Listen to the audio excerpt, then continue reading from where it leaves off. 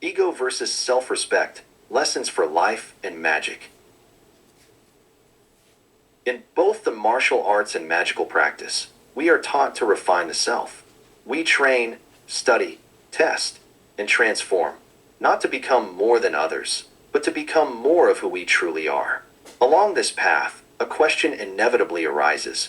Am I acting from ego or from self-respect? It's an important distinction, and one that often determines whether our actions elevate or hinder us. Understanding ego and self-respect. Ego is the voice that demands validation, bristles at critique, and clings to identity. It says, I am better. I deserve more. I must be seen.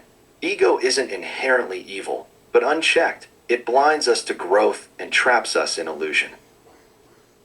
Self-respect, on the other hand, is quiet strength. It recognizes one's worth without needing applause. It says, I have walked a long path. I know who I am. I will not shrink to please others, nor inflate to impress them. The two can look similar from the outside, especially when defending oneself, but their intentions are vastly different. A real-world example.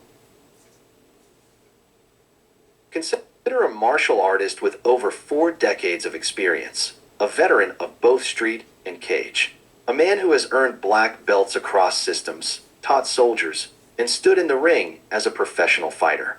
Now, years later, he posts videos sharing knowledge and experience. And online, faceless commenters mock him, calling him fat, washed up, or unskilled. He reflects, am I being ruled by ego for disagreeing with them? Or am I simply standing firm in truth? This is the heart of the matter. If he were driven by ego, he might lash out, seek to prove his superiority, or obsess over their words. But if he is grounded in self-respect, his response becomes a quiet affirmation. I know my path. I know my worth. Their ignorance doesn't define me. This is the essence of true power, and it applies far beyond martial arts. Ego and self-respect in daily life. In the workplace, ego says, I deserve this title. Self-respect says, I'll let my work speak. In relationships, ego demands control or praise. Self-respect sets healthy boundaries and honors mutual truth. In failure, ego is crushed. Self-respect learns and moves forward with grace. In a world obsessed with appearances, self-respect often feels like rebellion, a refusal to perform for approval. In the practice of magic, magic is shaped by will, focus, and alignment of the self. Ego can easily corrupt this process. A magician driven by ego may seek power to dominate or impress. A magician with self-respect seeks power to heal, protect, and evolve. When ego takes the wheel, spells become acts of desperation or control.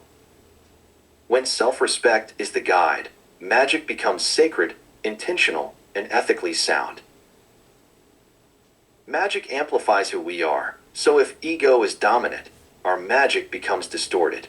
But if we work from a place of balance and inner truth, our rituals and intentions flow in harmony with natural law. How to tell the difference? Ask yourself, am I reacting to protect my image or to affirm my truth? Would I still take this action if no one ever saw it? Does this decision lead me closer to integrity or illusion?